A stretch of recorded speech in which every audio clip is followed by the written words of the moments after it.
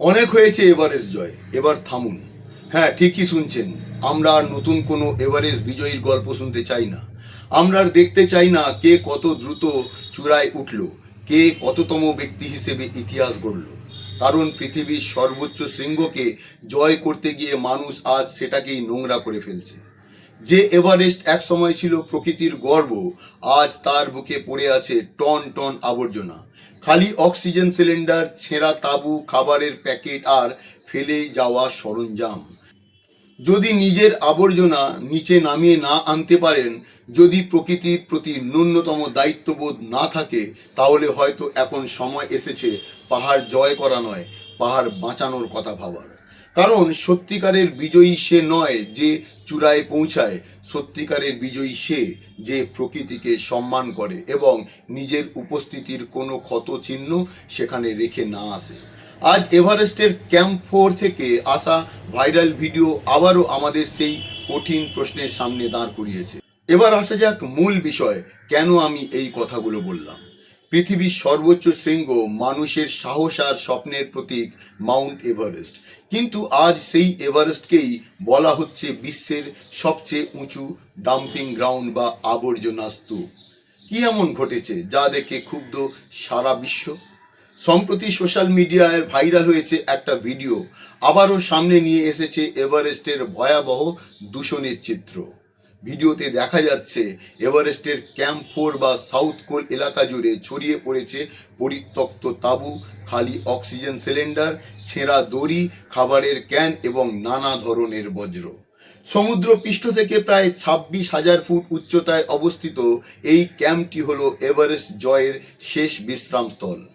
এখান থেকেই পর্বতারোহীরা প্রবেশ করেন কুখ্যাত ডেড জোনে, যেখানে অক্সিজেনের মাত্রা এত কম যে দীর্ঘ সময় বেঁচে থাকাই কঠিন।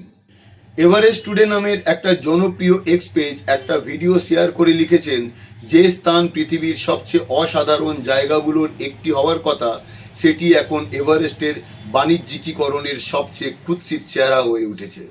তাদের বক্তব্য অনুযায়ী সাউথ কোল এখন যেন পর্বতারোহণের সরঞ্জামের এক বিশাল কবরস্থান।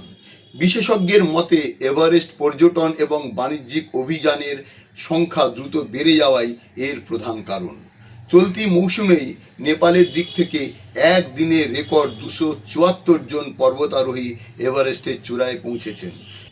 যত বেশি মানুষ উঠছে ততই বাড়ছে বর্জ্যের পরিমাণ। অনেক অভিযাত্রী নিচে নামার সময় ক্লান্তি, আবহাওয়ার ঝুঁকি কিংবা অতিরিক্ত ওজনের কারণে নিজেদের ব্যবহৃত সরঞ্জাম ফেলে রেখে আসেন। এখন প্রশ্ন করতে পারেন, এত আবর্জনা থাকলে পরিষ্কার করা কেন হয় না? আসলে 26,000 ফুট উচ্চতায় পরিষ্কার পরিচ্ছন্নতার কাজ করা অত্যন্ত বিপজ্জনক। প্রচণ্ড ঠান্ডা, ঝড়, তুষারপাত এবং অক্সিজেনের অভাবের কারণে প্রতিটি অভিযানই জীবন ঝুঁকির সমান।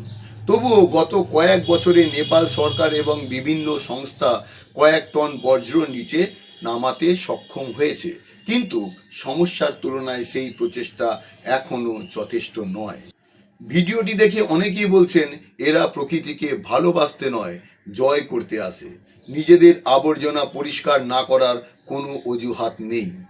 আরেকজন মন্তব্য করছেন, এভারেস্টে ওঠার সাফল্য আমরা চূড়ায় পৌঁছানো দিয়ে বিচার করি, কিন্তু এখন সময় এসেছে কে সবচেয়ে কম পরিবেশগত ক্ষতি করে ফিরে আসছে তা দিয়ে সাফল্য মাপার।